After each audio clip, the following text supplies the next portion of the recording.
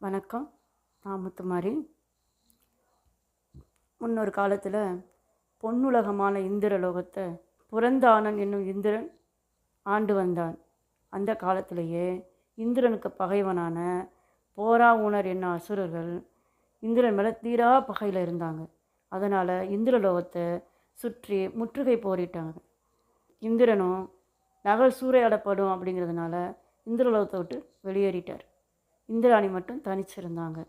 அவங்களுக்கு அளவுக்கு அதிகமான பயம் வந்ததுனால அவங்க இந்திரனுக்கு இறைவனாம் வனலிங்கம் நீராற்றையனாரை வணங்கினாங்க. ஐயனாரும் இந்திராணியை காப்பாற்றுறதுக்காக மாகலை வீரர்களை, அதாவது தலைமலைக்காலை, அவரை கூப்பிட்டு இந்திராணியை காப்பாற்றணும், இந்திரலோகத்தை காப்பாற்றுங்கன்னு உத்தரவிட்டார். மாகலை வீரர்களும் இந்திரலோகத்தை காப்பாற்றுறதுக்காக வானுலகம் சென்றாங்க. அங்கே போய்